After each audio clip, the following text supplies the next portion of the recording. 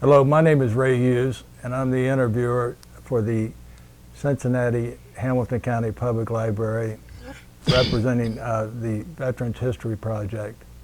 And today we have the honor and privilege of interviewing Sergeant Harold Bachman, Cincinnati native, at his home, 3083 Deal Road in Cincinnati, Ohio, Montford Heights. And today's date is the 27th of May, 2015.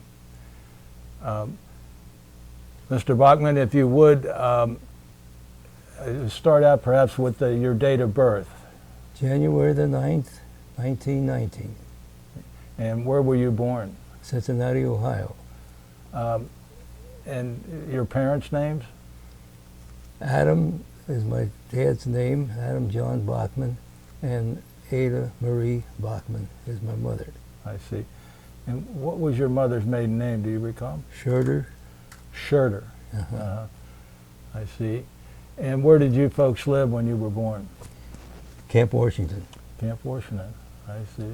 Remember your address down there? No, ma'am. I was just a little guy. Yeah. And then they moved from there. They moved to North Fairmount, Cincinnati, Ohio. I see. And is that where you first started the school at, while Yes, you were sir. living in North Fairmont? Yeah, St. Leo School. St. Leo's? Yeah. On Baltimore Avenue, that was way out there. Sure. And we went to the first grade there, and I went to the 8th, and that's as far as I went. You didn't go to high school? No. I see. The pardon me. Sorry. People were laid off so bad that there was a big depression. That's what it was at that time. Mm-hmm. And there was nobody working. And then they said, well, you're going to go to high school. And I said, no, I'm going to stay home, and I'm going to get a job to help my parents. Because my dad was out of work. Mom was just driving to put things together. Mm-hmm. And then I did lucky to get a job with Warner Elevators. And I was about 16 years old then. I see. And the reason I got that job was they asked me, was I mechanically inclined? And I said, well, I think I am. I bought an old bicycle, and I took it all apart, the brake and everything else I took apart, cleaned it all up, put new parts in it, put it back together, and I had a new bike. I see. And they said, you come to work. So I was doing all kinds of electrical work, making the controllers and the automatic floor levelers and all that stuff on the panels, Mm-hmm. and wiring all kinds of switches and different things. Doing a lot of electrical work Electrical work. for Warner, Warner Elevator Company? Yeah, at that time they were, I guess, pretty big. And, well, they had a lot of different jobs to be put in all over the country. Where were they located at? Spring Grove Avenue. Spring Grove Avenue? Yes, sir. Yeah. Down there. Not close to the stockyard, it was this way. Mm-hmm. William Powell. Yeah, William Valves. Powell Yeah, Valve, that's near- where she worked. Yeah, I see. Yeah. I didn't ask you, did you have any brothers and sisters? I had one brother, but he died when he was a baby, I see. and I didn't have any more. I No. mean, they didn't have it. So you were an only I child? was the only child. I see. So how long did you work for Warner Elevator? Well, I guess I worked there about 2 or 3 years, and then the war broke out, and then I was drafted. I see. We always ask you World War II veterans, where were you at on December 7th, 1941? Camp Shelby, Mississippi. Oh, you were already in the service? I was I think it was the 31st of January. I was in the service, sworn in. Okay. I was 41. Okay. Yes. And then I had that much training from January all the way up until the war broke out. That was in December the 7th, 1941. Okay, so you were at Camp Shelby. Camp Shelby, Mississippi. That was the 37th and 38th Division's training place down there. So you were actually drafted in 1940 then, one of the first draftees. 41. 41? Yeah, see, it was January of 41. Ah, yes. See, that's what Right. always gets me confused too. Right, You see, and then December the 7th, 41, right. the war Ended started. it, right. And we was all playing baseball and having a nice time down there on the street. And then somebody come running out and says, "We're at war. The Japs hit us, Pearl Harbor." And everybody just stopped and just, oh my, what's going to happen? And we didn't have any, at that time we only had maybe one gun. We was training to be anti-tank company. We had to fight the Japs, the tanks. Mm-hmm. And we were learning how to shoot and take out a tank. And that's what that company over there, all them pictures over, that's my company over there. And we did a lot of training down there. Thank goodness I had that much. So you had a year. Almost a year. Almost a year of training Yeah, when the almost, yeah. war started. So From June to December, and then that's when they said, "All right, you guys you get a chance to go home now. You get 2 weeks to go home on furlough." And when we come back on the company streets, we didn't know what it looked like. We had all new trucks, new cannons, new ammunition. All them boxes of rifles were all there. Our job was to get them out and start cleaning all the grease off, Cosmoline. cosmoline off, and get them ready. And then we had a break-in. And I did learn how to be a truck driver down there. And I was a truck driver from there on in. It was on my record. And that was quite a job of learning that, a lot of night driving, and taking you down in the swamps and getting stuck and then how you're going to get your truck out and all that kind of stuff. You got a winch on the front, you hook onto a tree and pull yourself out, all that kind of stuff. And then we got them all cleaned up, and then the order was we had to move out of Camp Shelby. The whole division is going out, getting ready to ship out. That's the 37th Division. 37th, yeah. I don't know what the 38th did. That was on another part of the... Anyway, we drove, I had to drive I had one truck, and everybody else that was truck driver, they all had to drive all that equipment up to New York, all the way up along. Each night we would stop at Army camp and then sleep and eat breakfast, and then we'd take off all the way up the coast like that till we got to Brooklyn.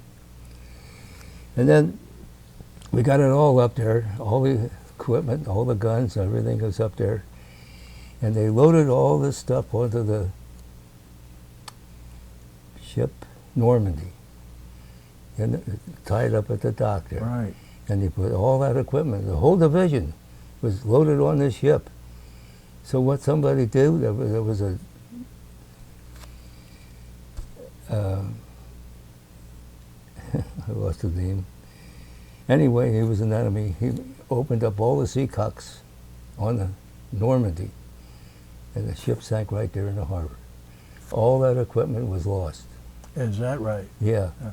So what they did to us, we were under high quarantine. We weren't allowed to make any telephone calls, no nothing. They hurried up and got us all in trucks. They drove us from Brooklyn to Indiantown Gap, Pennsylvania. Up there, Indiantown Camp, there was a camp up there on the mountains. They put us all in there and they sealed us off. We weren't allowed to come off, make no telephone calls. It was just quiet. That's when the time came when they said, loose lips sink ships. That's when that happened. See? And they ever find out who did that? I have no idea. But we didn't get no information. We weren't allowed to make any phone calls. We didn't get anything. I see. So finally, we got all new trucks, new guns, and new everything else. And we had to break in all those trucks. We drove all over Pennsylvania, up in Hershey, and all them places up there, and breaking in, get some mileage on the trucks and see if they were okay. And then they were okay. And then finally we got a chance to, well, they said we was up there training, but we didn't get no training. So we already had training. Mm-hmm. And then we went from there, we went back to New York. And we loaded up on the Hunter Liggett. On the who? Yeah, Hunter Liggett, that's a troop ship. I see. So we got a picture of it here someplace. I'll get it for you. What's the name of that ship again? The Hunter The Hunter Liggett. Liggett. Okay. Yeah. And there was another ship there that was the Elliott. And they were loading up all these people and all their equipment. And then we left Brooklyn, and we were coming down, sailing down along the coast, and then we got to Panama. And our ship blew a boiler, and we didn't go anywhere. We had to go. The rest of it went on. And we were supposed to getting ahead of myself. We had to stay there for 2 weeks until the boiler was fixed, and we were sitting up in a beer garden and drinking beer all the time. And then we got that. They loaded us back up on the ship and ready to move out. So then we moved up through the canal, which was very interesting to me because that was the first I ever seen a big ship like ours go through the canal. Because you'd see land on both sides. You how the heck is this ship going? Yeah. You know, it was very interesting. So we got out of there and we got into the Pacific, and we were supposed to pick up a destroyer, which was going to escort us from there into the Pacific. You know, that's hot water there. Right. So we didn't get no destroyer. We got a PT boat, one of them little PT boats. Right. You know what they are. Made out of plywood. Yeah, and a lot of torpedoes and everything was on it. You could just see it. And they were out in front of us, and we were sailing along, and everybody on the ship was constantly watching the waters, looking for the periscope. Right. We're right in the submarine water, see, and the Japs had thousands of them out there. So we made it up into Tonga Taboo. That was our first island we got to. And our duties were there to make a big supply dump, get all the supplies coming in for the Army, Navy, and Marine Corps. That's, you know, ammunition, fuel. We had to build all that stuff. Our Army technicians, they were all doing, we were doing all kinds. And my job was, they gave me a Jeep, and I had to patrol Tonga, drive all the way around the perimeter of the island at night. No lights, no nothing. All you with just a starlight that we were driving along, and we had to protect the island. And while we were there, we didn't have no problem with the Japs or anything, but everything that the Army had to do or anybody else had to do had to go to the Queen of the island and ask permission if we can do this or do. They had to lay it all out to her and find out if it's okay for them to say. And she said, yes, you do it. So we had to keep doing that every time. And then I was on detached service, and I always had jobs of driving captains, majors, lieutenants, wherever they wanted to go. I was the driver, you know, to take them wherever they wanted to do. And this one captain, he liked it so well that he wanted me to transfer over to his outfit, which was the 155 Howitzer Division, and artillery, you know. Mhm. And he says, "You're much more safer in my outfit than where you're at now." He tried to coax me into it. I said, "No, sir. I got all my training with these boys. I know what they can do and what they can't. I'm staying there." And he said, "Well, you'll be sorry." And then I stayed, and he kept asking for me all the time, and I had to take him to different places for different meetings that they had, you know. And I had this one lieutenant. He was a lawyer, and he had what do you call them, guys that jumped AWOL. Mhm. He had a case going on in court, and that was going on Tonga. And he had to always defend them that he did not go AWOL, you know, and all that kind of stuff, you know, pull him off. And he saved him, and he won his case. And he was so happy, he says, "Come on, driver, I'm going to take you, drive me into town, and we're going to find the best restaurant, and you and I are going in there and get a steak dinner." He bought me a steak dinner, and him, we sat down, we had, okay. Heck yeah. But then I had a priest, a Catholic priest. He wanted a driver. And I said to him, when I seen him, I said, "Why are you carrying a sidearm?" He said, "Well, I don't trust these people out here, you know. And if they're going to come after me, I'm going to shoot them too." And he did. I mean, I didn't see him do anything like that, but that's what he said. So I drove him for about 2 weeks, and then he got word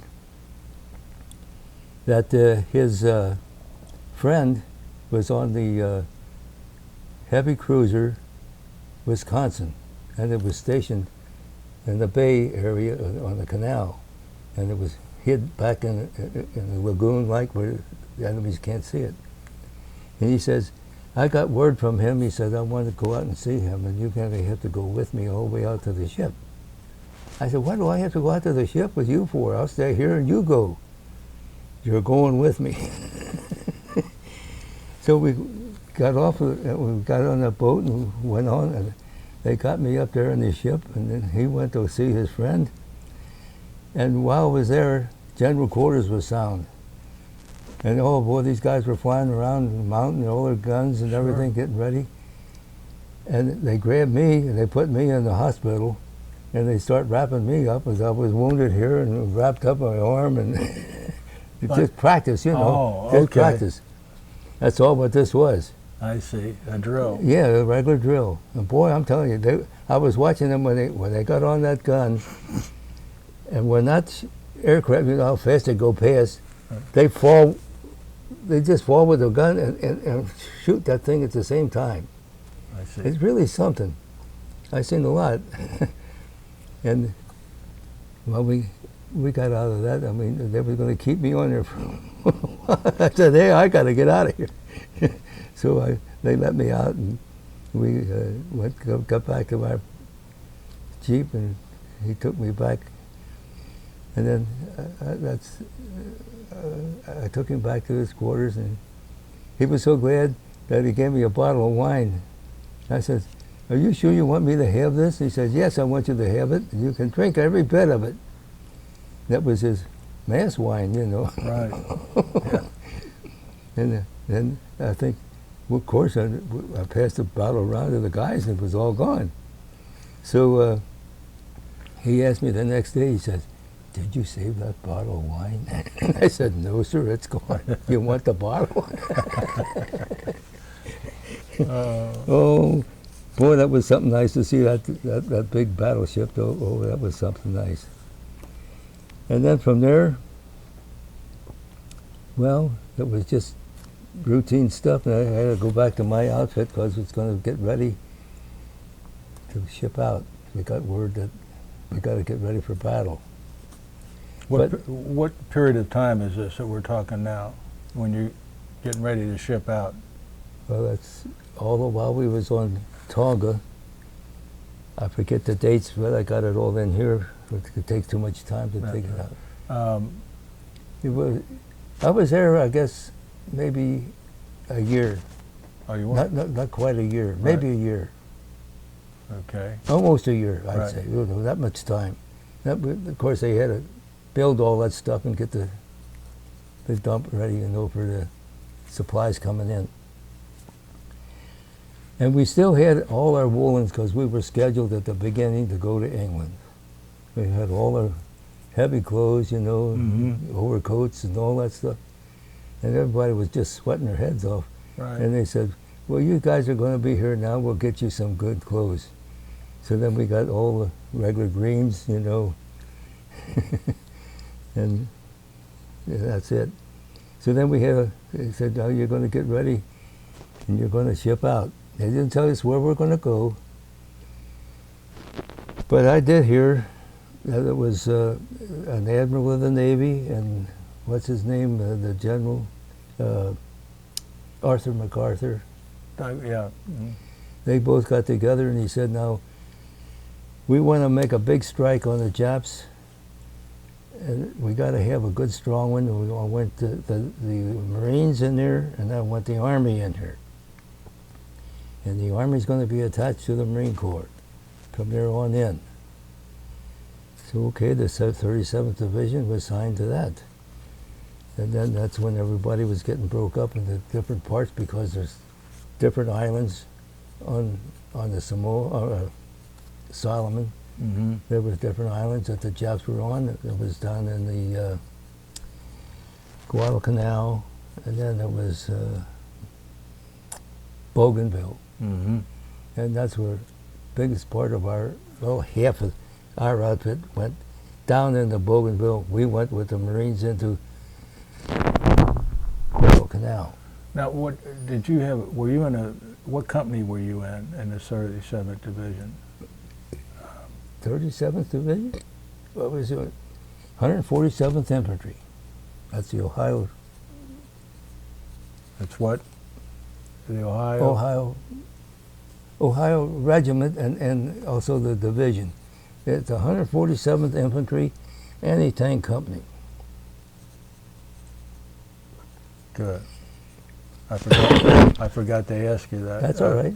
Now, so if I remember correctly, Guadalcanal started in August, was it? I think it was August of 42. 42. Yeah, because that was they wanted that to make a big push against the Japs and make them suffer for what they did to us on Pearl Harbor. Pearl Harbor. Yeah. So you were assigned to the. I don't want to get ahead here, but you were assigned to the Marines, and you're going to invade Guadalcanal. Yeah, that was on the first landing. You were. Yep. You were in the first landing. Yes, that's when this happened here with this big battle going on. Well, go ahead, if you will, then with the first landing. Well, the first landing, everything was going fine until we hit the beach, and then we was going into the jungle, and then that's when it's going to start. Machine gun fire from the enemy, and then everybody dispersed because they were in a group, and then we start spreading out, and everybody looking, watching, see what they can find, and trying to get the attraction and location of the enemy, and then we can open up, and which we did. And we had a hard time. Our main objective was Henderson Airfield. We want to get that, wipe out the Japs on that particular airfield, and then take over. And that was a battle. I mean, it was the Marines and the Army going in. It was give and take there for 2 or 3 days, trying to take that, because what they had was their battleships was laying out here in the bay. They can fire from their ships and hit Henderson Airfield with the shells. And we were constantly getting bombarded with that fire, plus the enemy pushing at us, you know, because it was give and take. You're carrying an M1 Garand at this time? That's right, that's all we had. You're, And of course, you're now a rifleman, are you? oh yeah, we was riflemen. From there on in, you might say. We never had no tanks to fight, Yeah. so we was all riflemen. And you had a 45 too, did you? Do you have a handgun or what? No, we didn't. I didn't have any.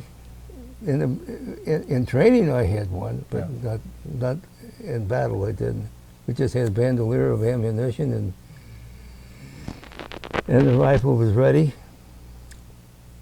I just wish we had one of them new ones that they had out today, because they were really grease guns. You know, you could really keep them. Oh, you could shoot and kill a bunch of them. You made this drawing yourself. Yeah, and this I'm is all holding from it. my memory. If you would, where are you at on this drawing, would you say? I was right here in this big shell hole with 3 other guys, and we were firing at this sniper. He was always And what is this here? Is that This a is- landing craft? that is one of the troop ships, which is all burned out. It's a great big hull, Mm-hmm. and it was full of Japs Mm-hmm. when they brought them in here, when they hit this, and they couldn't do anything about it, so they beached the thing, and then it was all set on fire with all our shells hitting it, and it burst into fire, and we were shooting and getting all these people, and everybody was dead on the thing before they hit the ground. And that book over there, that Guadalcanal, we lost 17,000, and they lost 50,000 in this one battle on Guadalcanal. Oh, my And I was there. That book, everything was true. And what you were firing here? Yeah, see the porthole where the chain comes out with the anchors on, Right. and he was hiding in there. And That was a sniper in there? yeah, the sniper, Uh-huh. and he was after us, and he wouldn't let us go anywhere every time we moved. And then these guys up here were always picking on us too. The airplane, Airplane. fighter pilots? Yeah, fighter pilots. They were coming in. They were the worst. You you get out here, you got this guy firing, then you got this our ship firing at all the Japs, and we're mixed up in that fire. Right. And then when they fired their 6-inch gun, and that shell would come in there, and you dive for a hole. I mean, a big shell hole that you can find, and get down in there and get down. And as soon as that shell would get in there and it burst, the concussion of that shell would pick you up off of the ground and slam you back down in there and say, you ain't going anywhere. Yeah. Boy, I mean, it was day and night. So did you finally hit the sniper? Yeah, we got that guy. Yeah. Yeah. And this is another one And up what here. is this up here? This is another part of this here outfit, and it's up here where our troops are walking along in here, and the Japs are in here too, and they're fighting back and forth, firing, and this airplanes would fly just right at the top of there, would just go so slow. It was just, I don't know how they stayed in the air, and we could take our rifles and shoot at them. How long were you on Guadalcanal, Mr. About- Bachman? Almost a year, 2 years. Well, we went off of the island. Yeah. No, yeah. How long were you on the island itself, Guadalcanal? Well, we were there, like I say. But it took a long time. I know it was New Year's Eve, and they expected the island was under, the condition was red. That means there's going to be another invasion of the Japs. So I lost my train.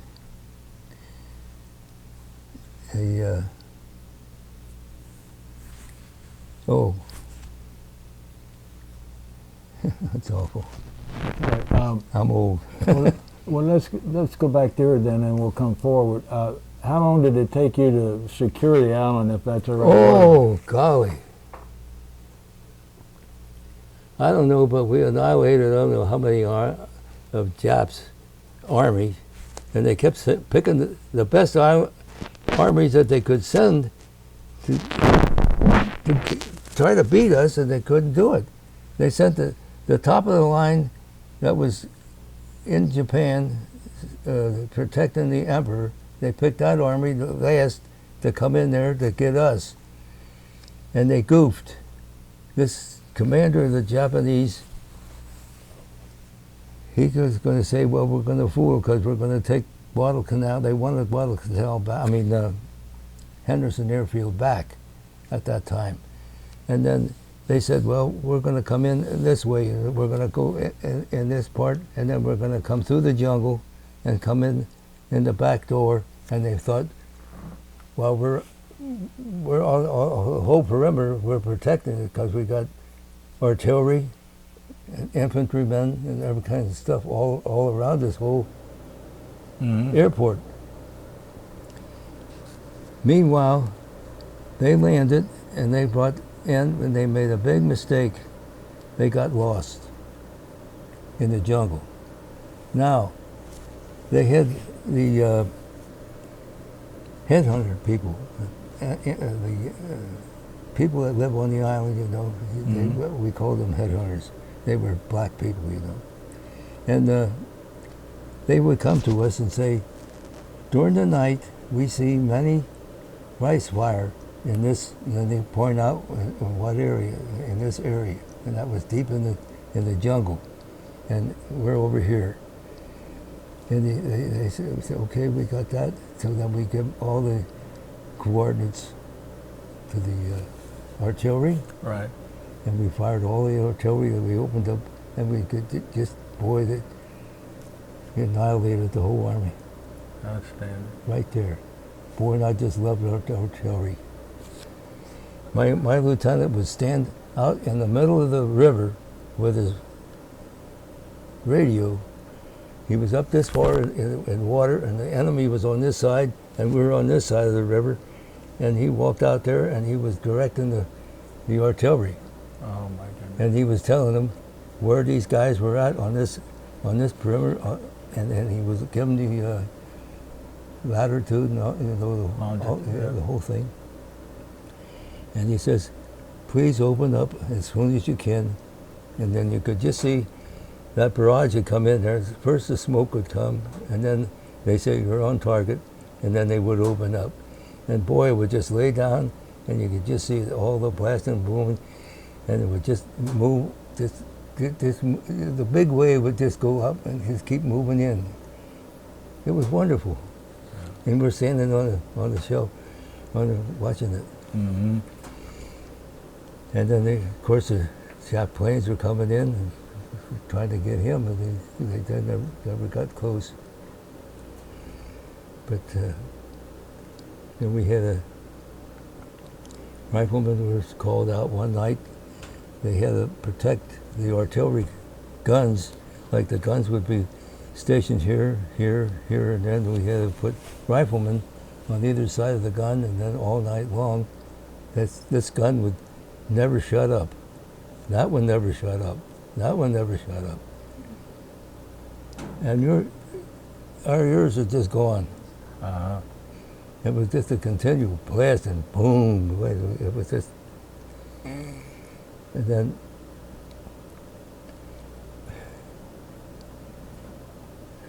we never got no enemy tried to take over. You know, it just kept the guns going. And then one time we had to take a escort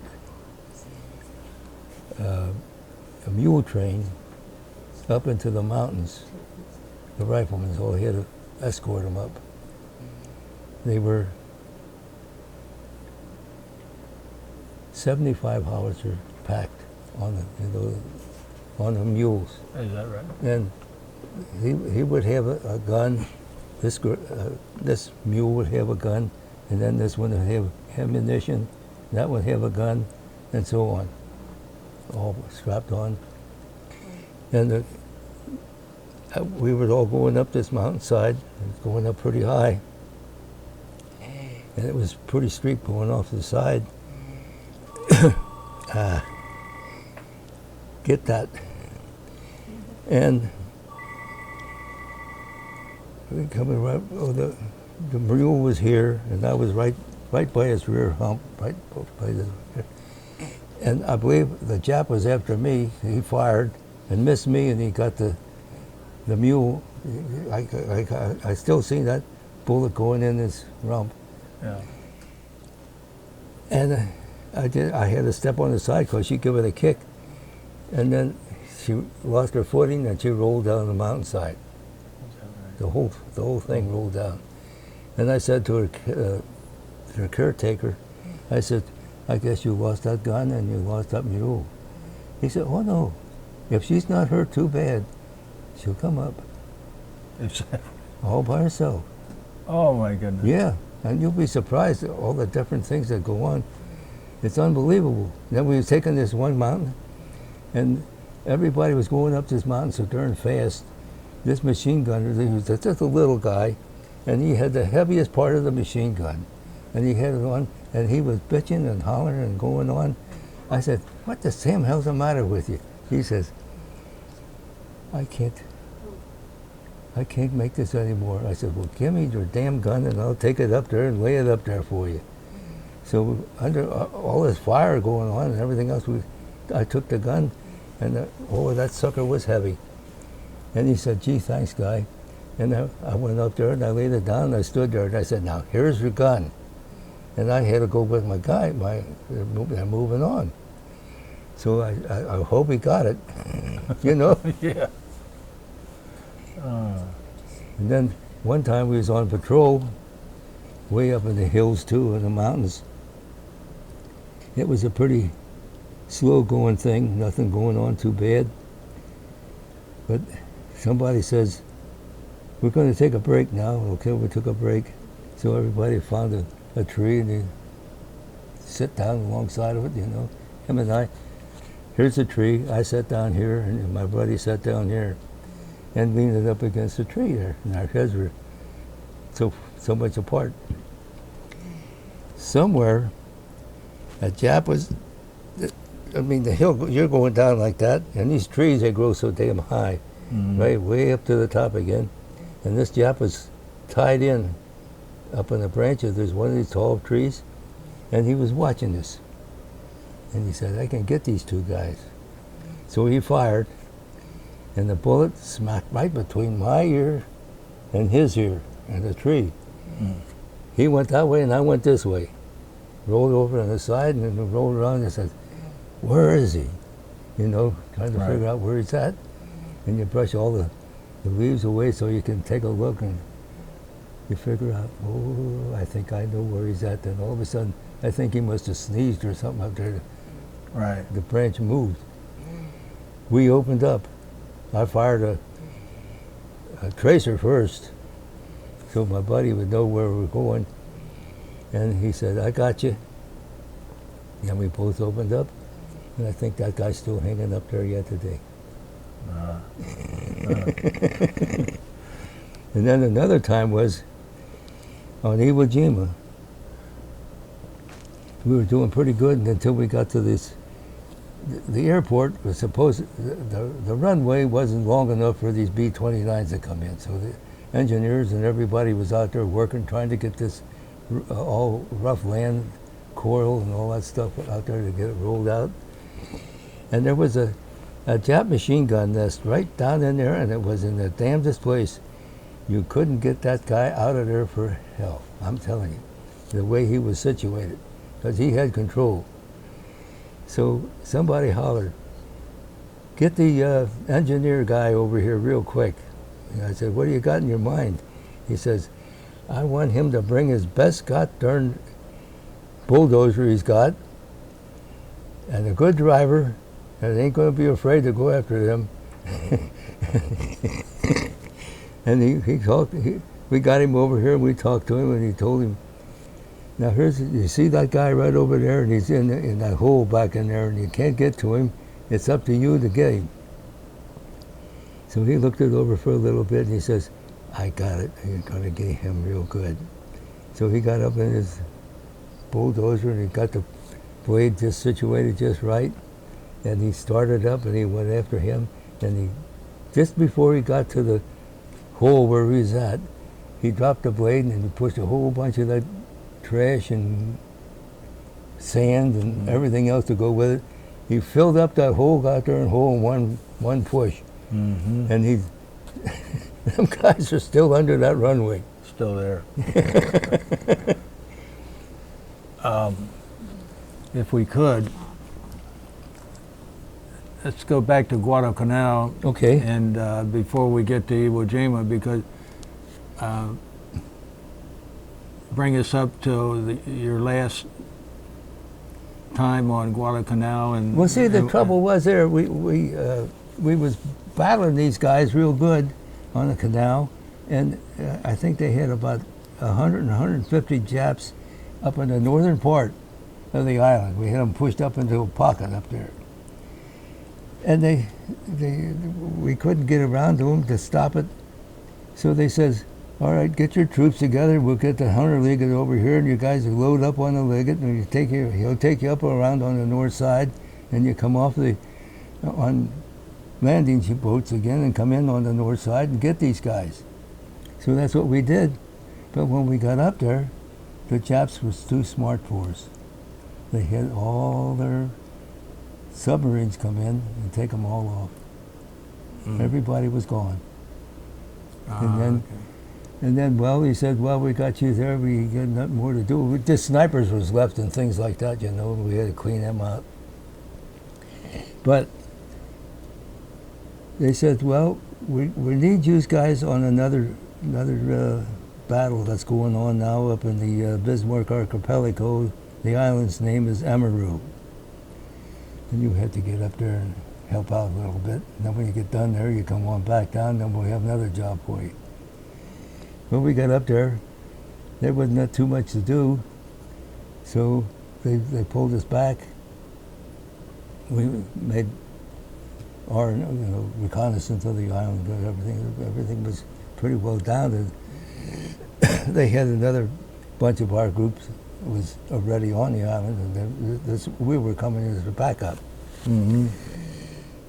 So we come back out of there, and then we had to come back. They landed us back on Guadalcanal, and we had to finish up there. And meanwhile, the Battle of Midway was going on. Remember that? Mm-hmm. Yeah. That was a big naval battle between the Japs and the Army and Navy.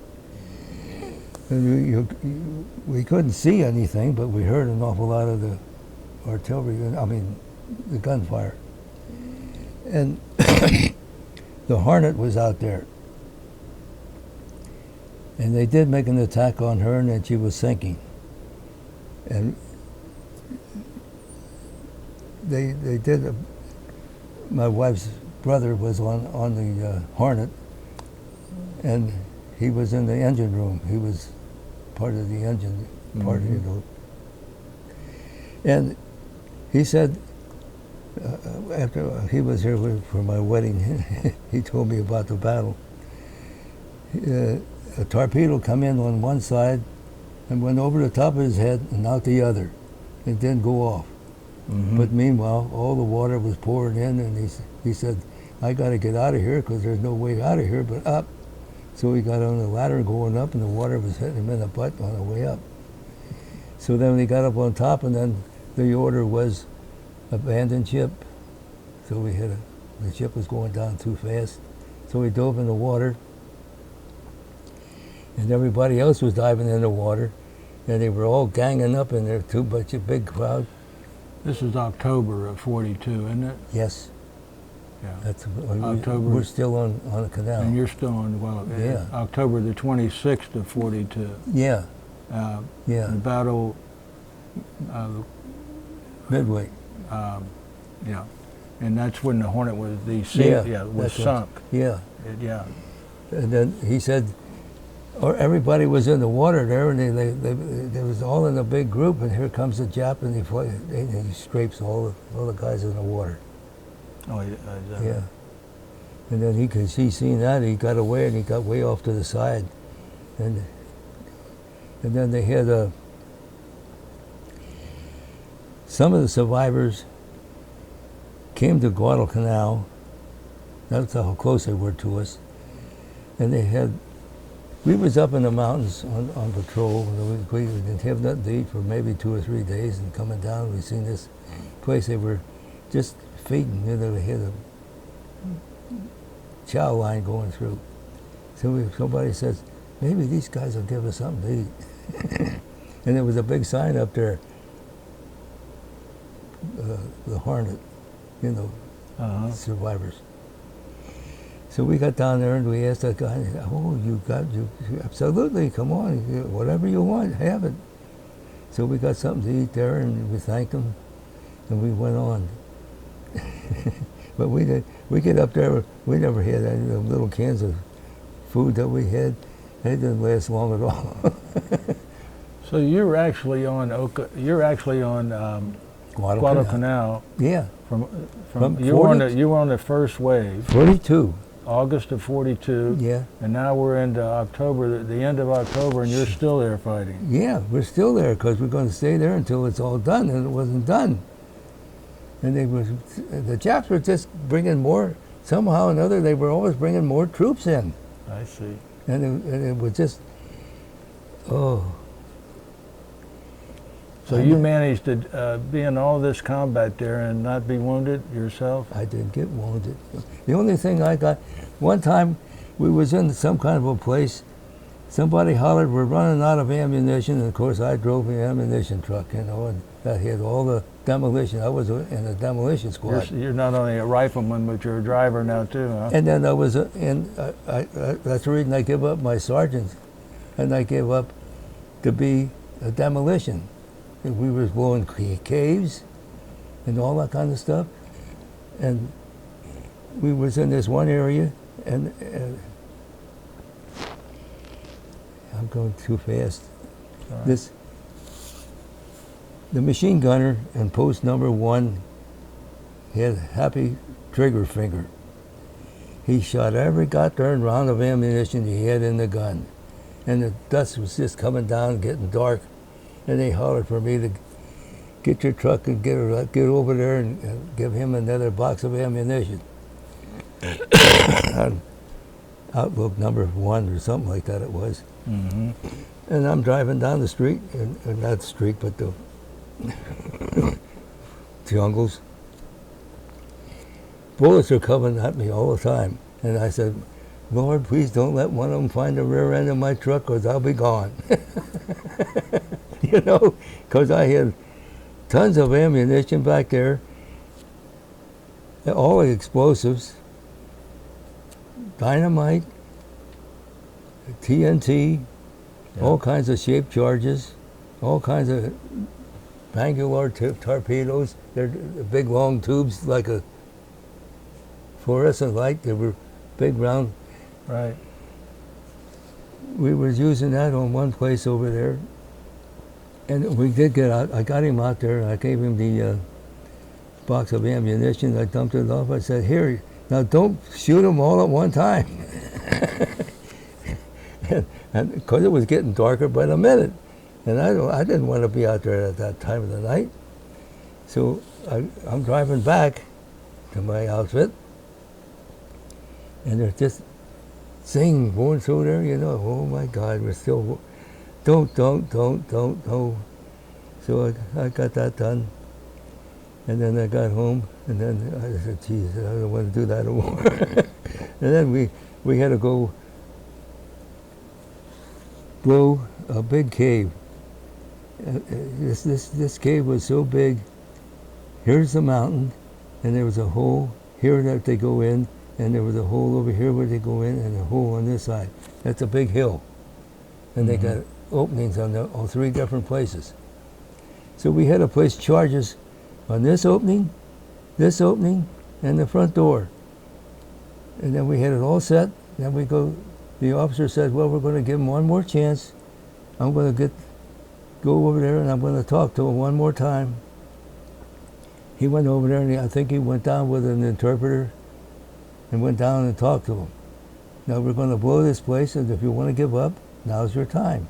You got between now and 8 o'clock tomorrow morning. So everybody set their watches, and okay. And then they said, no, we're going to stay right here. We're going to die. So they had a bunch of guys in there. And oh boy, did they have all the souvenirs that you wanted. So we blew the cave. We kept it all closed up for about 2 weeks. And then we opened up. Somebody from headquarters says, we better open up and see what kind of information we can get out of there. They might have some very important information on the Navy or Air Force or either or Battle Command. So we went in. I went in. There was an interpreter went down first. An officer went down, sergeant, an officer, then me, and then another sergeant, another officer. We all went down. And I was so surprised to see what was inside of that cave. It was just like a home. Just like this room. It was all carpets on the floor, beds, desks, everything. And they had them sabers and all that hanging all over, and pencils and pens laying on the desk. But all these guys were dead. Their eyes and ears and nose were bleeding. Concussion got them. Right. So we went in and we looked around. Somebody picked up a pen and he lost his hand. Booby trapped. Oh my God. See? Yeah. And somebody says, don't touch anything or else you're going to get something too. So we couldn't take anything. Not even a flag. Yeah. I did get one flag someplace. I don't know where I got it. But she made me get rid of it. But that was very interesting. Now, what rank are you when this is all going on? Corporal technician. Corporal? Yeah, that's me up there. Yeah. With all my medals and things. Yeah. Now, and which Marine division were you mostly working with? Well, that's a mix-up thing. Okay. See, there was the 1st, 2nd, 3rd, 4th, 5th, 6th, 7th, all corps. Now, we don't know who we were in, but I know the first time we landed there, everybody had leggings on and everything else ready to fight. And this officer of the Marine Corps come over there and he told us, he said, now listen, you guys, get your leggings off, because anybody with leggings is an enemy. So off they come and they were gone. I mean, we didn't use any more leggings. And that's the last I heard anything more about the Marine Corps. But they were always ahead. And in one battlefield, I think that was on Guadalcanal, or was it on Iwo, I did pick up a knife, one of their fighting knives that they lost. Of course, maybe the man died. And then in this big push, this knife, his knife was laying there. I picked it up and they kept it, and they let me take it home. And my daughter's got that. She says, "You ain't going to keep that." I will. Yeah. So, when did you leave Guadalcanal then? Would you say? And Well, where did let's you see. go? Where did you go next? I got a list in here someplace. Let me see here. Where's my?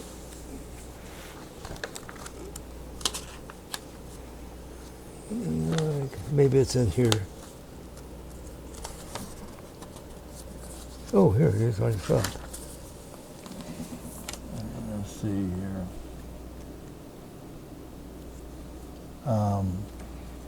Asiatic Pacific. Tonga, Taboo, New Hebrides, Samoa, New Caledonia, Guadalcanal, Iwo Jima. Yeah. Guadalcanal. Well, see, there was a sheet. It's on. Give me the papers. Yeah. Here's my whole operations. Okay. Served the Asiatic Pacific together operations in Tonga. Right. We talked about Tonga, New Hebrides. New Hebrides, and then Guadalcanal. Well, it was on Guadalcanal, and then it was New Hebrides, and then we went Samoa. That's the island of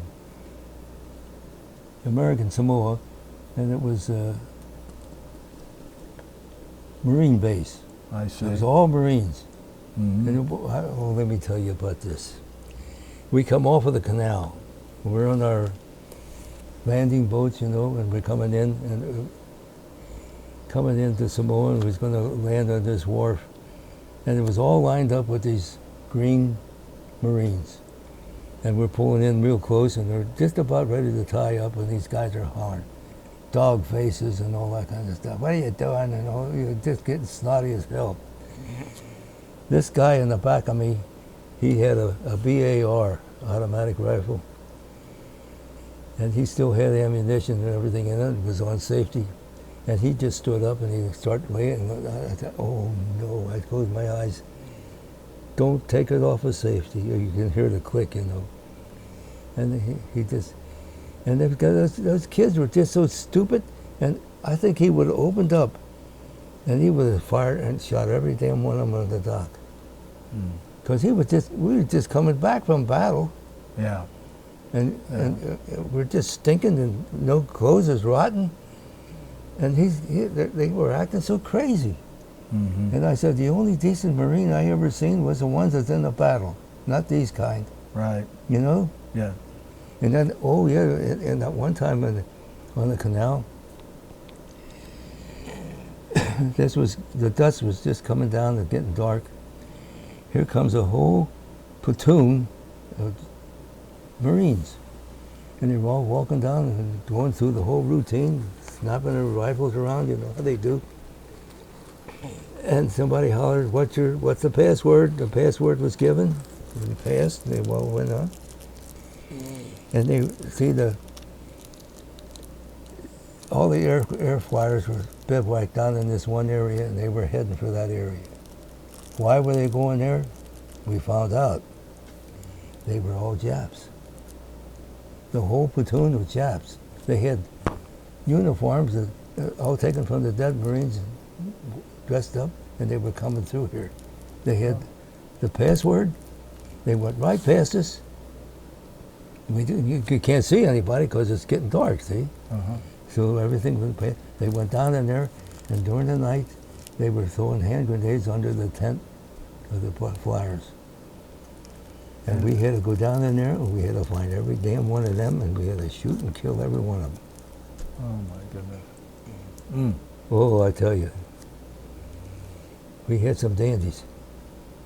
But here's where we were. So what'd you do in Samoa? When you were Oh, there? yeah. Well, that was like R&R. All right. And then we got all new uniforms, all clean clothes, and you know what it was? Marines.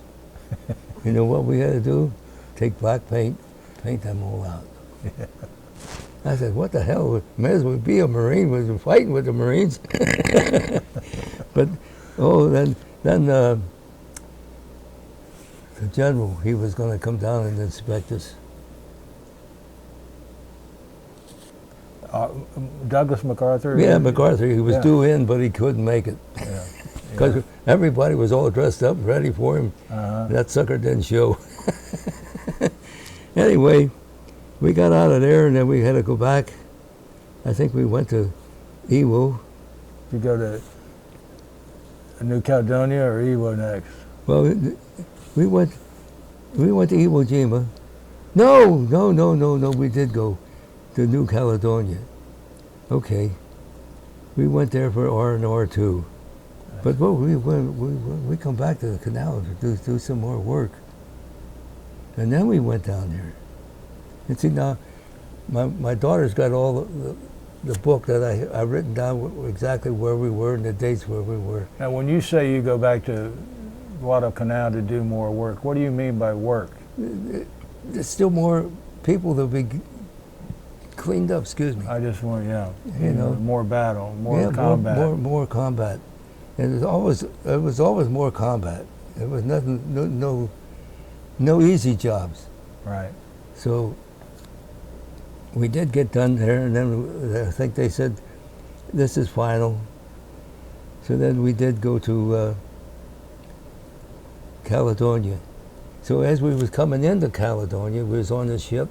We didn't get a chance to get off of it yet, and then somebody says, here comes a battleship which was in a battle with the Japs in some kind of Coral Sea battle. Right. And she was just burnt to hell. I mean, it was just shot to hell, and the commander was killed. And she was coming back on her own power. Mm-hmm. And, I mean, it was burnt, and you could just see it. Everybody had to stand to and salute when she went by. Right. Boy, I get chills when I see it. Oh boy, that poor ship. That was a big battleship too. I forget what it was. They told us the name, but I forget. And then we did get off, and that was pretty nice. We stayed on an island. Not an island, but a beach, and we was sunbathing and just getting strength back again, eating good, and and then we come out of there, and then they said, "Well, we got a job for you. You're going to Iwo Jima." Now this is going to be February of 19. Yeah. I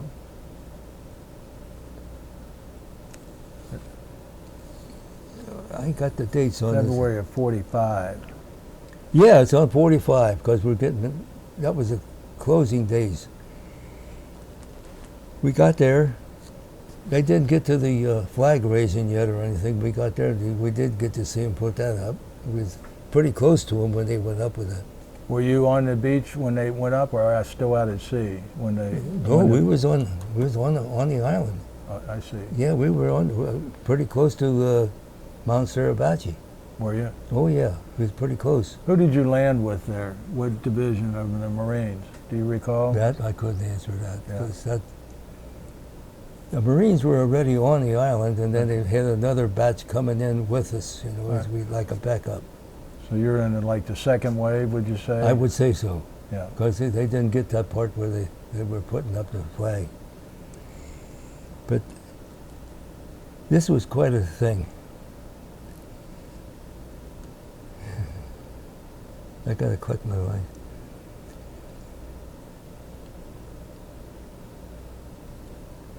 I know it was pretty rough going there for a while. We got some of them caves that we had there. That island was just honeycombed with caves all over the place, and you couldn't get them all done. You got that many of them. Anyway, we got some of those, and we got some of the Japs. Oh, we got one guy out of there, and there was never an order to take any prisoners. There was always no prisoners. Everybody, you got to kill them. Mm-hmm. So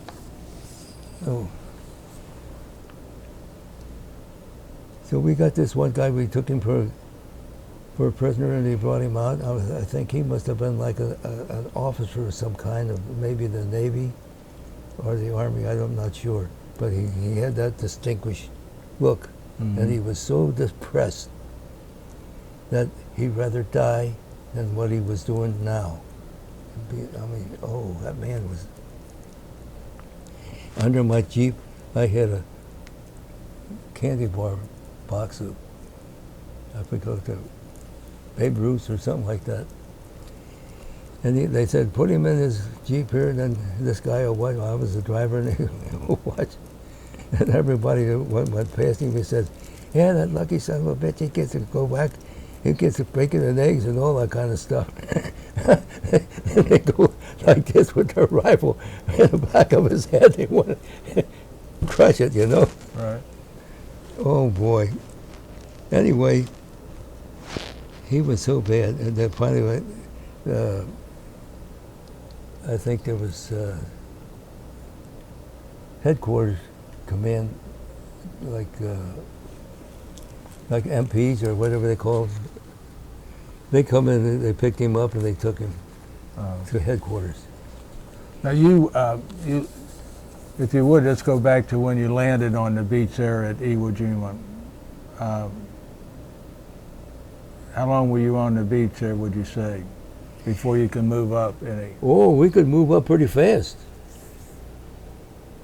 You know, we hit the beach, and everybody, you see this running right here, you run it all, you just keep on going.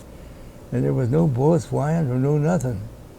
But when you did get a chance, I mean, you didn't have a chance, but things just opened up on you all of a sudden. Then you hit the deck, and then you start fighting your way out, you know. And then it got pretty rough. And we got up there pretty far. I wanted to get up there by Mount Suribachi, and I wanted to look down in the volcano, you know, and see what's going on down there. But they pulled us all back, and they said, "Come on now, you're going to get back down here now." And I think they said, "The island is pretty well secured now. You guys know we're going to make another push in the morning." That's what it was. And they says, "The final push is coming up now tomorrow morning, and then after this, all you people are going to go to Okinawa." See, it was already planned. Okinawa was underway and coming in too. Yeah. So the night went past, and the next morning, that's when they come up and said, "Oh, you people are going home." We just couldn't believe it, you know. We just looked at one another. What's the matter? Was this going crazy or something? Well, we're going home. So they said, "You guys go on down there, turn in your rifles, all your ammunition, turn it, and you go on down there and sit on the beach. The landing crab's coming in to pick you up. You're gone." And we got on a merchant marine ship, went back to Hawaii. Is that where you went to Hawaii? Yeah. How long were you on Iwo Jima? Maybe 6 months or 7 months aboard, something like that. But then, right after I heard this story, after I got home, the island was all secured, and the Marines had the order to turn in their weapons, all your ammunition, and then while they did that, these Japs were in these holes and these caves all over the island, and they finally opened them up, and they come down there and they shot the hell out of our boys. And that was after I got home. I heard this story. I thought, "Oh my God, I thought we had them done." But see, there were so many tunnels in that you can close this off, but it was like honeycombed all over. Yeah. Were you on Iwo Jima still when airplanes were landing there, the B-29? Oh, you betcha. After we got that done, that's what we were working on, that airfield. And that's what that Jap machine gun was going so bad in that one corner of the airfield. Right.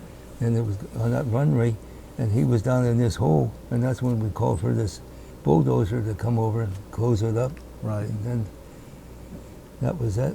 We were there for that. And we seen, after the runway was completed, that's when all these B-29s started coming in. And then we seen them land and come in and then loaded up, and they took off for their flight to Japan or wherever. Yeah. And they come back, they were just shot to pieces. Big holes in the fuselage, and you could look at one side, look out the other. I don't know how that airplane come back. One engine was bringing it back. And this pilot says, he told him by phone, by radio, that he's going to set the ship on autopilot. He says, "I can't land this airplane no more because it's all shot up." And he said, "I'm going to put it on autopilot and we're going to dump it." And then he bailed out. Then he landed down in enemy country, and we had to go down and get him. Oh, I see. And we watched the airplane fly out, way out in the ocean, and went down. But boy, one after the other, they come in like that. And they were going out so pretty, just like this picture. Yeah. All these pictures up here, we got them. And what rank were you at while you were on Iwo Jima? corporal technician. Did you ever get promoted to staff sergeant? Oh yeah, I was up to staff on Guadalcanal. Here's what happened here, how I got that. Everybody come down to malaria. The whole army was down with it. Right. And everybody was so sick, even the cooks couldn't cook anymore. The captain was worried because all the fresh vegetables and turkeys and everything was coming in. They were unloading them down on the commissary on the island there. And he says, he'd come down and he'd talk to us. He says, can anybody cook? You know, he was looking for a cook. And then this hand come up like this real slow, and he said, okay, what can you do? He says, I think I can help you, sir. That's you talking, right? That's me. Yeah. And he says, okay, what's your name? And I told him, Harold Bachman, you know, corporal. And he says, no, I was a private first class then yet. And he says, okay, you get, I'm going to give you this truck, and a couple of guys go with you. You're going down now, and you're going to get all the good eating now for their Thanksgiving dinner coming up. Do you think you can handle that? I said, I think I can do that for you, sir. And I went down, and I even got cigars for the guys, a whole bunch. I got everything. So I got back there, and they unloaded, and they brought it all up into the kitchen. And they said, well, what are you going to do first? I said, well, first of all, I'm going to get these turkeys, and I'm going to take a look at them. I had 3 great big 25-pound turkeys. And I said, well, I looked at the pots and everything else. I said, how the hell am I going to take care of this? So I said, fill these pots up with so much water. And I got them down in there, and I got them on the fire, and I just sort of pre-boiled them, like, you know, got them started. Then I got done with that. I take them out of there and put them in the roasting pan and get them all seasoned up. Made the dressing, chopped the onions all up and made that all real good. Eggs, all the seasoning. I made my own dressing, excuse me. And I fixed them all, had them all ready. And then, of course, I made pies, and I made cakes. I baked everything, all that. It was all going during the night. I didn't get no sleep. I said, right on through. I told the guys to peel the potatoes and get the green beans ready and all that kind of stuff. And I seasoned everything up. I told this guy what to do and that guy what to do. Just like somebody can tell them what, and then I check it here and there, you know.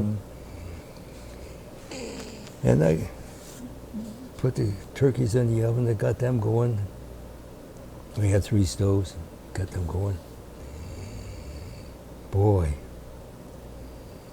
I made the gravy, stuffings, everything that goes with it. Then I got the turkeys out, got them all done, and I sliced them all up, got them all up, filled that pan up, that pan up, that pan up. And all the gravy I just sort of mixed up a little bit over the top and then saved them. So that when they serve it, you can dump a little gravy over the top as you being put on your plate.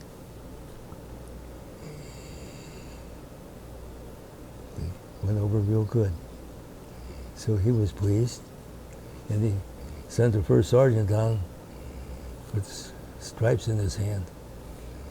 And he says, the captain says to tell you this, you better have these stripes sewed on before you get up in the morning, or else you're going to be on KP the rest of your life. I said, okay, sir. I just pinned him on for the time being, and he come down and he congratulated me. He says, nice job, he said. You've done a good job. Appreciate it. You really did. And they were all happy. They all had laying around smoking their cigars. I'll bet. Yeah. So you That was on the canal. Yeah, you went from being a truck driver to a rifleman to being a cook, back to being a rifleman. Yeah. Yeah, you had a Back to, then a demolition guy. Yeah. Well, why then one time on Iwo Jima. Oh, go ahead. I'm sorry. Back to Iwo Jima again. There was one great big field out there, real nice big field, and it was just loaded with shells. You know what I mean? Duds, unblown bombs and artillery, Right. all laying all over the place. A general come by here, and he says, I want you guys to get out there and you clean up that whole field because I want to put a hospital in here. And I want it clean. If there's any mines, anything else, out. Get them all out. So we got, Sarge says, okay, here's what we're going to do. Now the big ones, we're going to have to take dynamite and lay them on the side, put your fuse on it, a nice long one, and several, like I pick out 5, he picks out 5, he picks out 5, and so on. And then we get all the fuses together, and then we got cigars in your face, and you're going to light the fuse. You go holler, light the fuse. I got my truck standing by. So he said, light the fuse. So we stand there and light the fuse, and then you see it going pretty good. All right, it's burning real good. Everybody on the truck. We get on the truck, drive around the corner. Boy, all hell broke again, you know. Right. So we got that done, and then all the little ones, you couldn't do anything with them, but here's what we had to do. You kneel down by the thing, stick your hand in the sand, and you come up and underneath and let the roll up on your arm, stand up, and you walk over here and drop it off on that big cliff over there. Oh, okay. See? And you just let them roll off. Don't touch nothing else, just let them roll. Mm-hmm. And we've done that from all of, and then we had a probe for mines.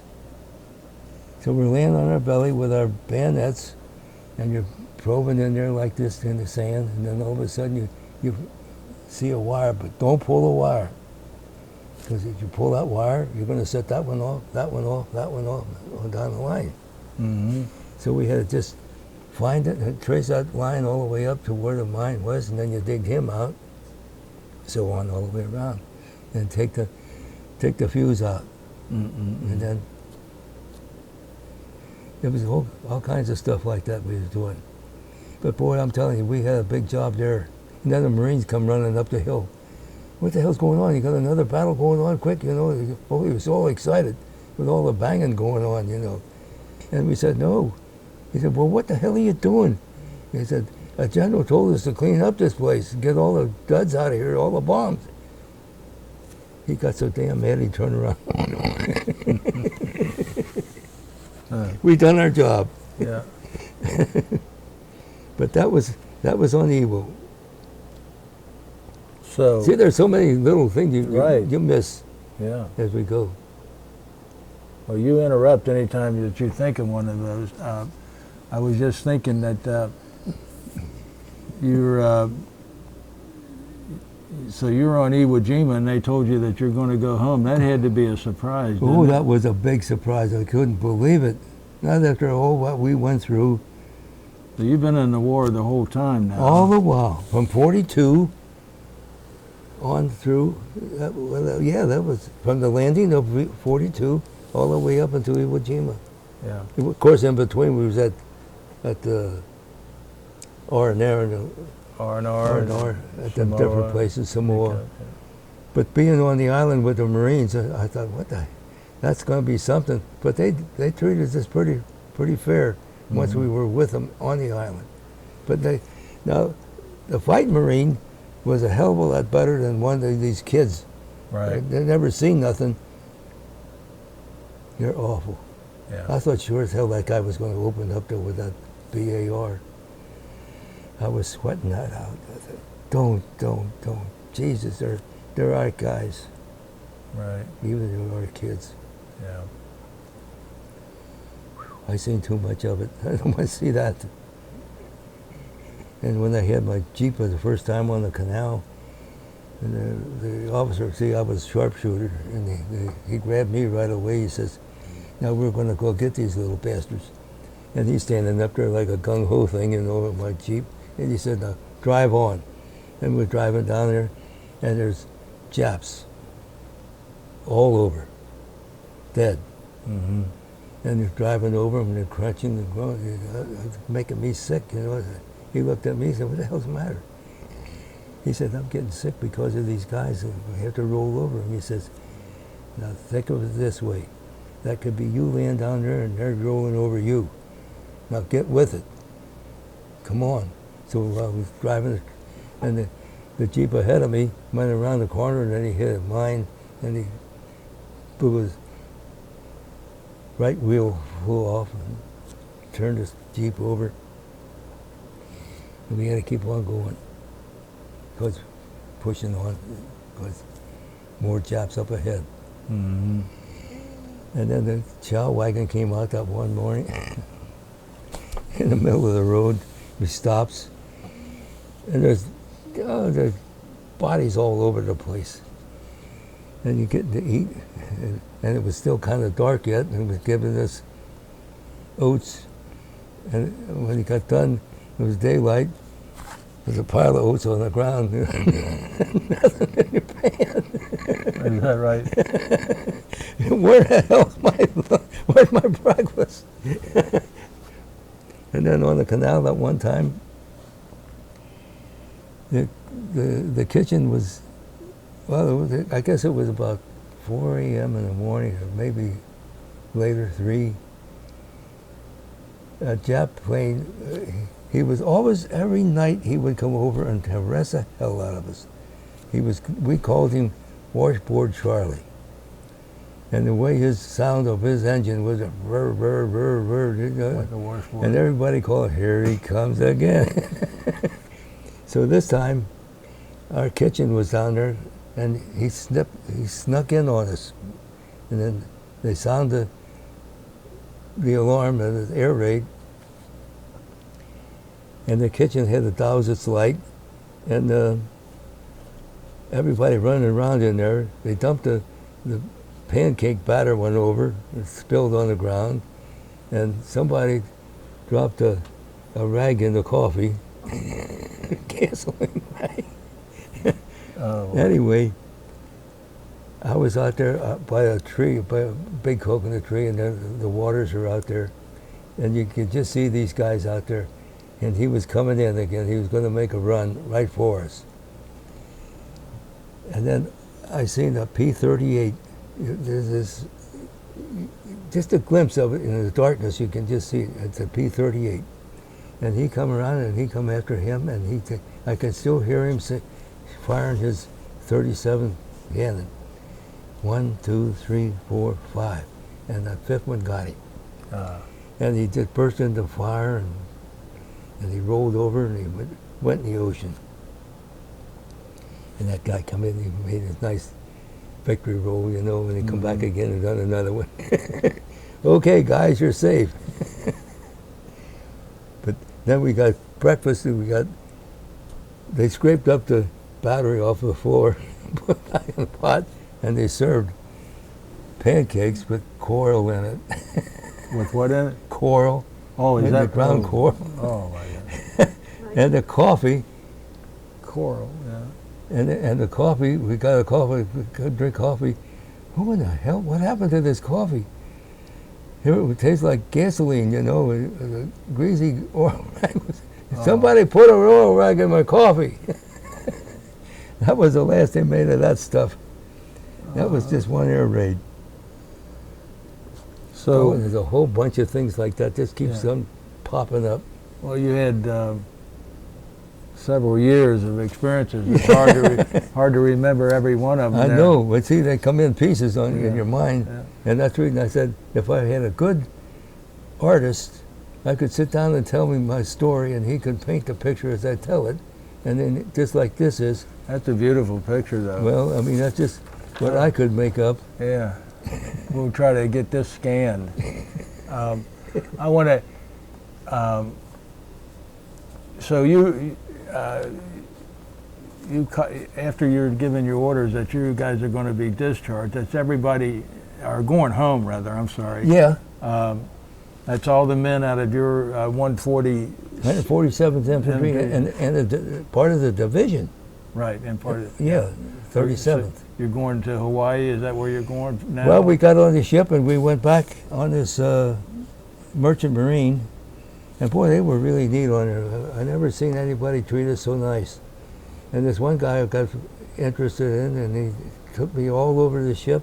We went down in the ship where the propeller shafts are. Yeah. And he took me down in there. He said, "Now here's how we take care of that." And he showed us how they oil that every day and keep it going. And you can see the prop turning back there. Right. Boy, that was really interesting. And then even then somebody hollered, "We need some assistance in the galley."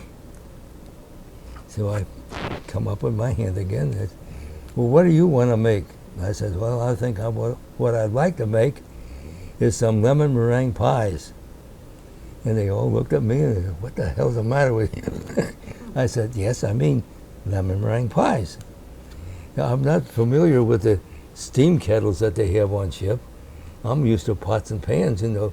And here they had a stepladder there with a wood oar, and you make your stuff in one of the big steam pots.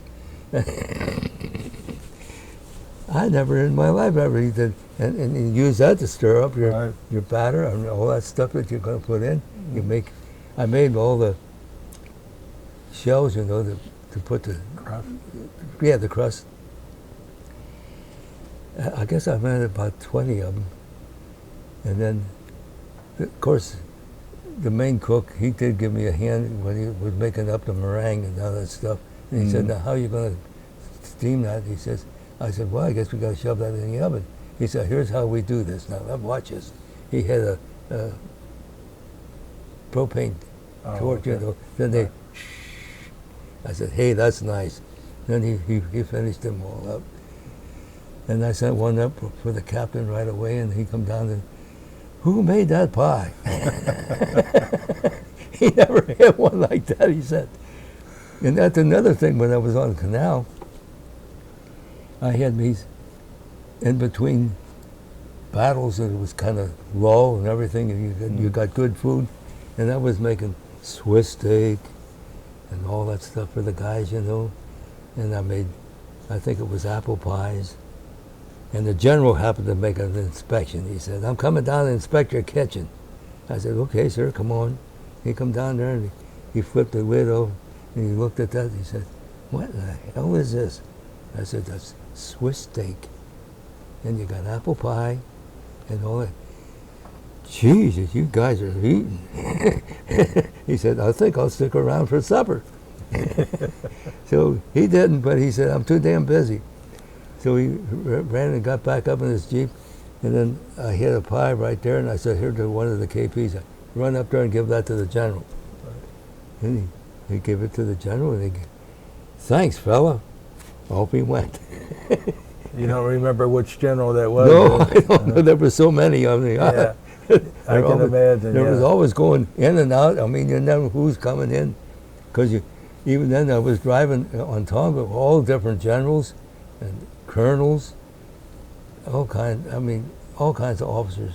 Yeah. They always had me going here and going there. And then I think that was it was on the canal.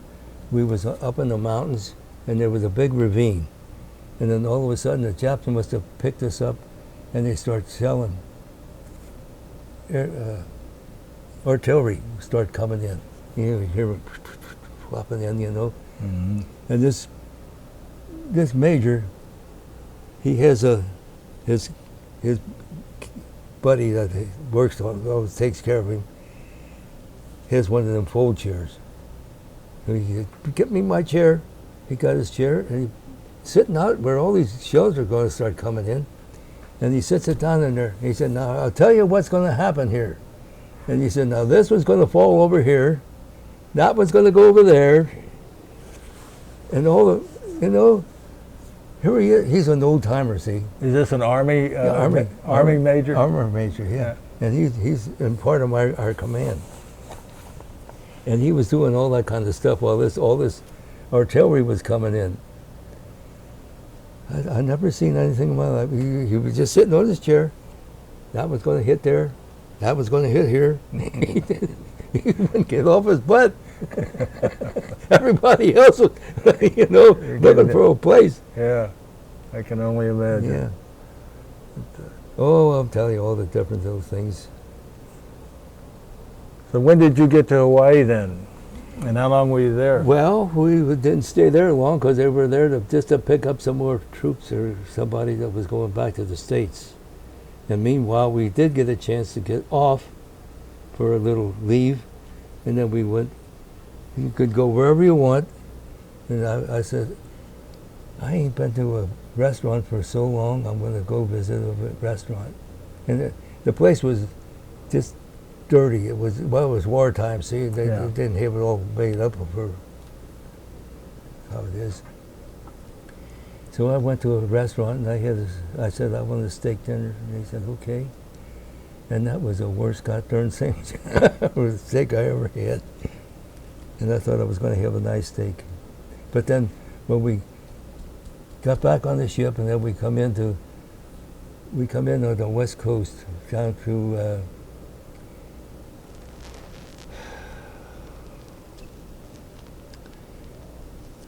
What's that state that's way up at the top? Washington? You know, that's on the bottom. Oregon? Oregon. Yeah. We was coming in, the states, you know, was way out there, and then although the wind was blowing off of the states, blowing out of the water, and you could just smell the United States. Mm-hmm. You could just smell it. All the green. Hey, we're coming home. And then we got down there, we come down the St. Lawrence River, and down there, and they had all these ships from all over the world loading up with all their war stuff for going over to England. Russia was there, and somebody else, they were loading steam engines on the Russian ships. All that kind of stuff the ship was coming down slow, and you can just see all that stuff being loaded. Where was this at? In the St. Lawrence River? On the St. Lawrence River. Well, how'd you get over there? From the Pacific to the St. Lawrence? Ain't that coming down the coast, coming down there? What's the name of that? That's a big, I know this. Oh, the Columbia River? Maybe that's it. I'm Yeah, sorry. yeah, I yeah, got the yeah. names wrong. Okay. I just wanted to... I'm glad you know. Anyway, we come down Yeah, there. that's And right. that's coming right down into this, I forget, I think it was Washington, Seattle. And they had an army camp there. I don't know what the name of it was now anymore. But we got off the ship and got there. They greeted us real good. They had the bands playing and whoopee, you're home and all that, you know. And they took us to the dining room, and they had, boy, it was a big layout. And they had all the tables out there, and then they said, now, whatever you want to eat, you tell this man, and he'll get it for you. And they had a band up there, and they were playing anything you want to hear. You hear nice music, and boy, they had, you know who was waiting on us? No. German prisoners of war. Ah. And boy, I never seen them guys so happy. You know, they were happy. Yeah. And they brought it, whatever you wanted, and if you didn't like that, we'll take it back and we'll get you something else. Whatever you want. And we just ate and ate. It was so good. And they had the band playing, and then they had some general or somebody got up there and spoke to us on the stage. And he said, now we're going to go from here, you're going to go to Indian Town Gap.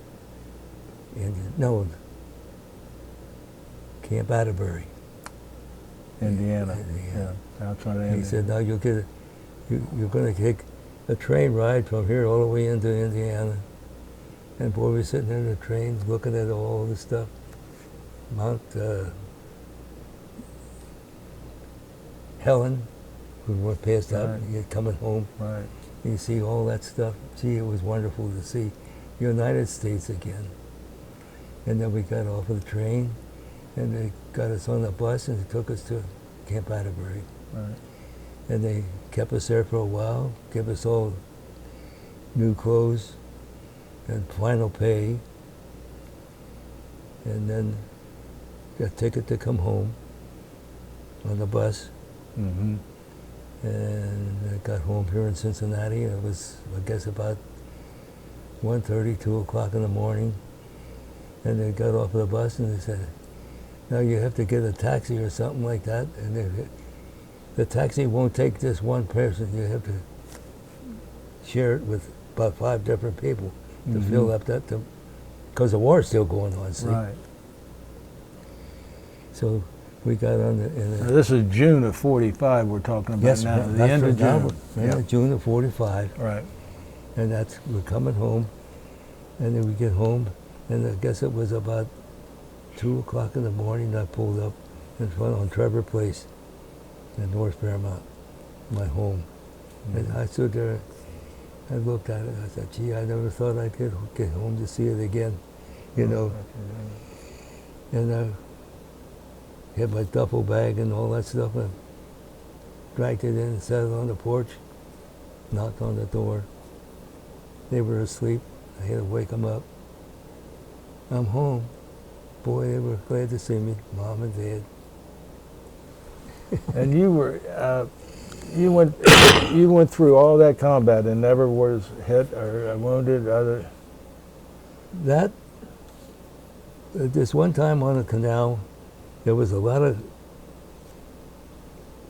rifle fire going back and forth, and I had my truck sitting here, and I just got done taking a 50-pound box of ammunition off and throwed it on the ground for the guys.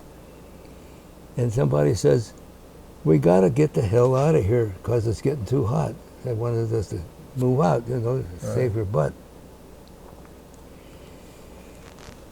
So I picked up the box of ammunition and throwed it back in the truck, and this finger was underneath, and it split that open. And I had blood running all over the place. I didn't know what to do. So I had a hanky or something, I just wrapped it up, and I was driving the truck. I had to get the heck out of there, and then I finally went to the medic. The medic took that all off, and he looked at it, and he says, I can get you a Purple Heart for this. I said, come on, what are you talking about? Right. I said, I dropped a box of ammunition on it, and I mashed it. Right. He said, so? A bullet hit it. Yeah. Wow. He tried to make me say yeah, and I didn't. I refused. That's not right. Well, no, it isn't. All the stuff that I went through, and then I mean, That speaks loads of your character. right, It does. it does. That's why. So I didn't, I said, I don't That's want why that. we admire guys like you so much. For those. Now, if a bullet hit it, I'd say, yeah, a bullet hit me on the finger. Yeah. But no, I want to get to the important part now. now, You come home. It's June of 45. You're there with your mother and father.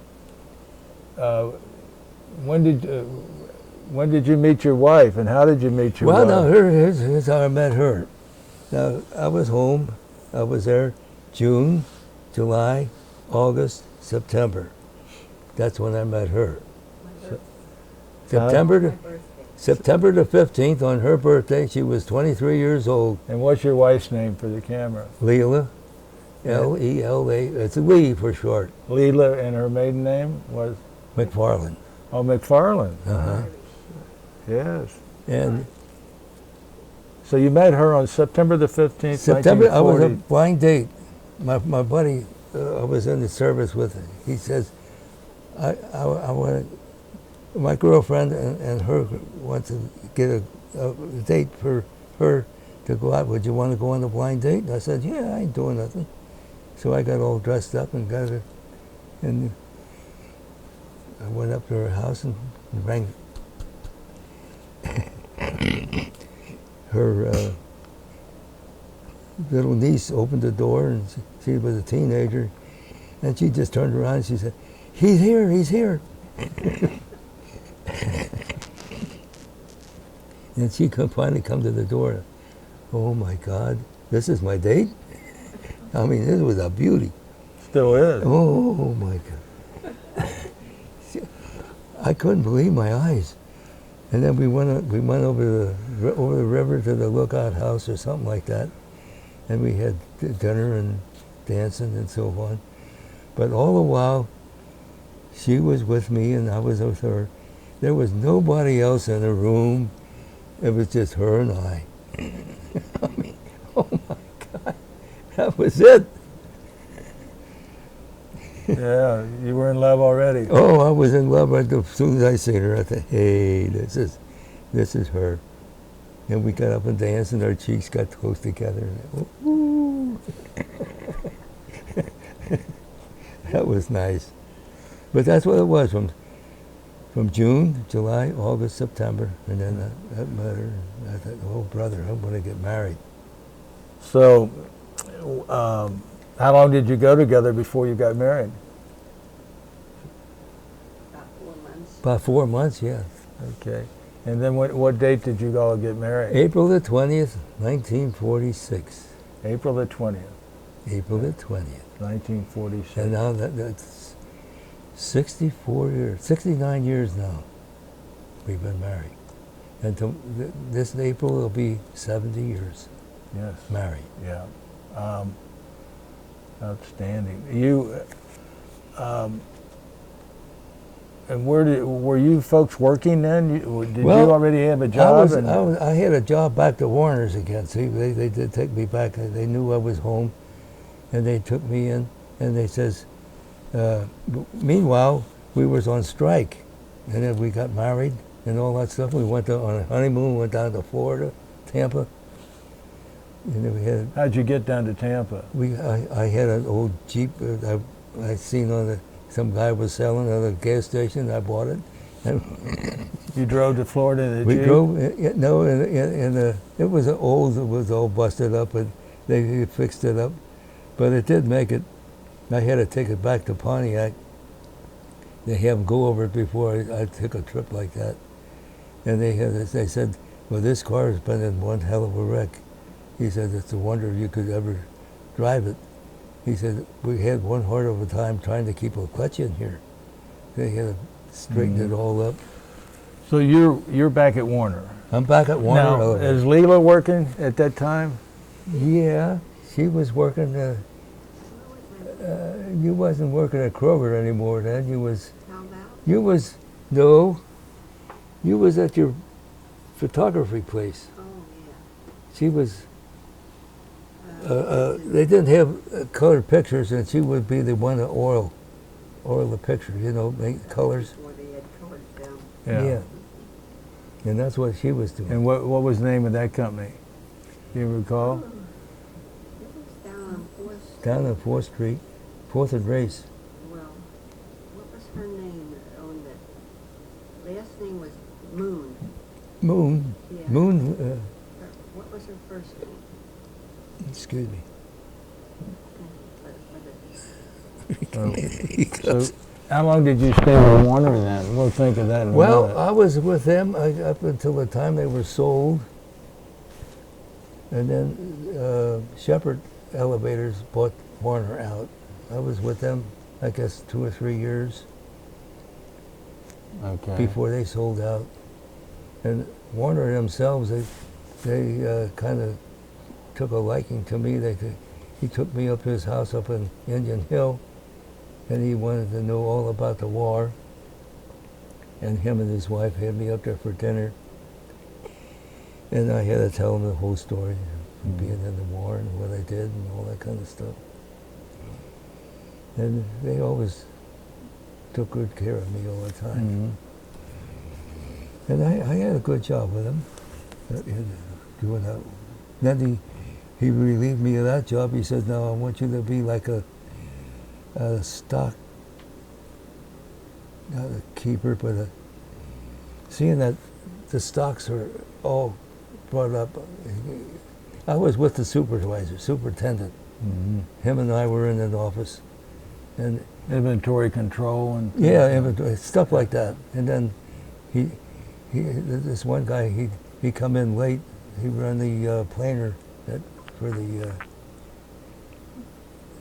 castings that they put on, and then they had to plane them, you know, Uh-huh. take the bottoms off and all that. And he come in, and I told the supervisor, I said, he came in late. He said, well, I tell you what you do, you go down there and fire him. I said, well, I ain't got the authority, you have. I told you to go down and do it. I went down and told him, you're fired. Click off and go home and get your check. He did. But then he liked me too. His name was Bogart. That was his last name. And he wanted me to be more interested in management and supervising of big factories and stuff like that. And he wanted me to take a course in learning all about being a supervisor or something like that. And he said, at the house, all kinds of books and all kinds of stuff came in. I said, I can't do this. I never had the education for this. And I told him, I said, I never had no eighth grade education. I didn't go to high. He said, well, can you still read?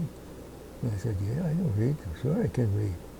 He said, well, you just try to put yourself in and go to work on them books and send in your report every week, and you might be moving up. And I said, no, that's a little bit too much for me. Besides, I just got married and I got a family coming up and all that stuff. He said, okay. So I had to send all the books back.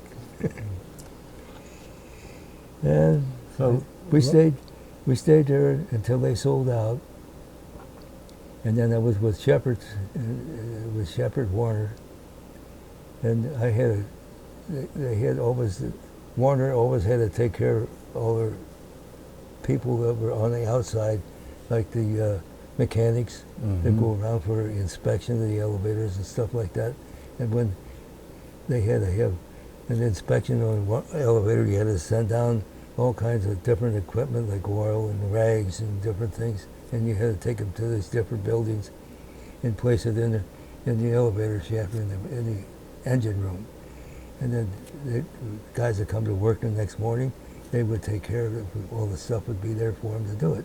And then when they were done, I had to go back down there that next day and pick up all that stuff and take it out and bring it home. And then I had to drive the big truck. I had to take the whole elevator, motors and everything else, load it all in the truck and drive it to Columbus, because they were putting it in some elevators up there in the state Ohio State University. Okay. Yeah. And I had to take them all up there and dump them off, and then go up and pick up different things, and all different things like that. And then we had one place down in Indiana we had to take out it was Greenfield, Ohio. There was a dumbwaiter that this one guy was going to put it in and take out one and put a new one in. And we had to do that, be up there early in the morning, and he would be there, and he'd start tearing out all the old dummy, and took that all out, and had that piled up.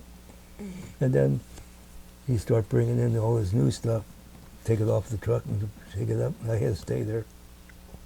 And he got that all done, and we loaded up all the stuff on my truck, all the old, and hauled it off.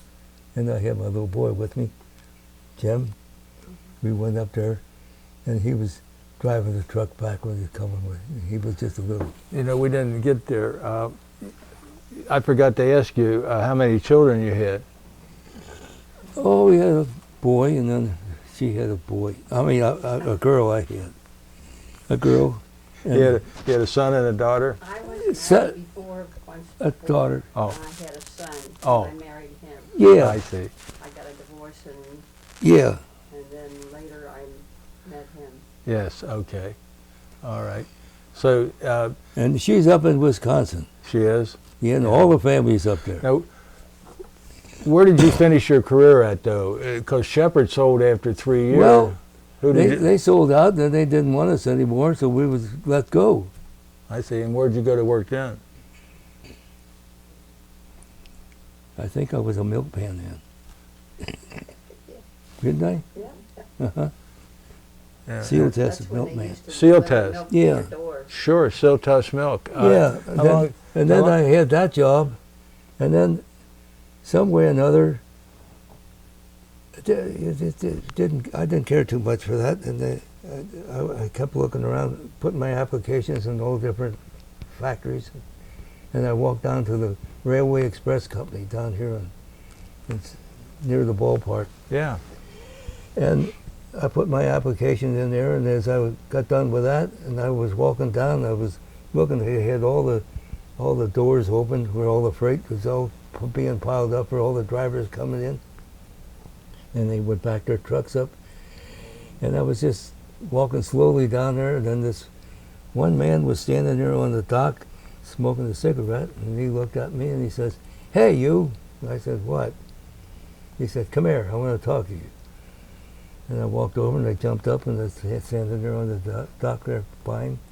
And I found out I went to school with him at St. Leo. And he said, you know me, don't you?" And I said, "Yeah, you're Bill." I forget what his last name was. He says, what are you doing now?" I said, "Well, I'm looking for a job. I did have one. I didn't care much for it. And I was thinking about maybe a truck driver's job." And I told him what different thing. He knew pretty much. I said I was in the war and all that. And he said, "Yeah, I know you were." He knew pretty much about me. So he says, "Well, are you doing anything tomorrow?" And I said, "No, I'll be doing whatever I'm doing now." He said, "Well, I'll tell you what you do. You come in here tomorrow morning. I want to talk to you." I said, "Well, what am I going to do?" He says, "You're going to go riding on a truck and break you in, be a driver." I said, "Well, what do I have to wear?" He says, "Whatever you want. Baseball jacket, whatever. Cap, whatever. No, we'll give you a cap." That's Railway Express, see? And I said, "Okay, I'll be glad to." I shook his hand and jumped off come back home, had breakfast the next morning, and went down. Met him. He says, "Come on up here now. Here's what you're going to do. You see that man over there? He's loading his truck. You go over there and help him load, and then you get to know him, and you go on his route, and you go around, you watch what he does, and do whatever he tells you." And I had to go like that for 2 weeks, on the training. And I said, "Yeah, I was pretty much of a driver on trucks and all kinds in the Army." And he said, "Well, that's good." And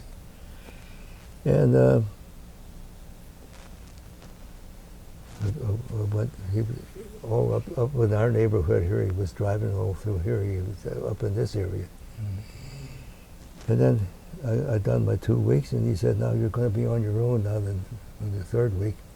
And you get a load of stuff, and you go out there and deliver it, and don't bring anything back." So I done pretty good the first day, the second day too. He said, "You're doing real good. And now you won't get a regular job because all the regular jobs are all filled." He said, "You'll be on extra board. You'll be working every day. You'll be working, but you're extra board." So I'd be home, and then the phone would ring, and it's for me. "Come on in at 10 o'clock. You're going to go to work." And then you start that day. And the same way the next day. All different places you'll be going. All over Cincinnati, And finally, that's all. From there on, I guess I was for 10 years with Railway Express. And that was that was the best job I ever had. I loved it because I could load up my stuff. I got on my truck. I was on my own. And then I had to call in every so often for pickup and different stuff like that. So I was doing that. I had all Oakley out that area, and all the business out that way. Boy, I knew that just like the back of my hand, making all the deliveries. We almost have to wrap this up here because we're running out of tape there, but I forgot to get the name of your stepson and the name of your daughter. My daughter's name is Bonnie Lee Smutty. Okay, Smutty. That's her married Lee. Uh-huh. And James Norman Bachman. Okay. Because I adopted him. Right. And then he worked as a printer. And he worked in different jobs like that as a printer, and he worked for a long time for making up this TV guide. Oh, yeah. He had to print all that stuff. And finally that sort of gave out, and he had a different job, still printing for another company. And then he wanted to be a Marine. Mhm. I said, Jim, you don't want to be a Marine. He said, yes, I do. I said, you don't know half of it, how they're treating, and you're going to have a guy standing there right there face to face, screaming in your face, spitting all over you, hollering at you, what the hell are you doing? He says, I still want to be a Marine. So he went out to San Diego, he got there, and then he called up Mom and he says, I think I made a big mistake. The poor guy. So Too late now. he stuck it out when he was getting ready to go to Vietnam. But President Kennedy got killed. Mhm. And him being a printer, they picked him right away and they says, now you're going to be under security. And you won't be able to talk to nobody or anything else. You're going to print all of Kennedy's secret papers, Mm. everything that he had, you're going to do the printing. Nobody else is going to be with you. And it's all going to be, and he did that, and he got a good job. Right. And, he got a letter from the president and all that stuff. And he could come out being the corporal, Well, being a Marine. well, listen, I got to tell you, this has been a wonderful interview, and I appreciate that you shared your life with us and I was your glad stories. to. And I had some scary times. yes, and I want to thank you again. Then. You're welcome, sir. Okay. It's nice to meet you, and I'm glad to meet you.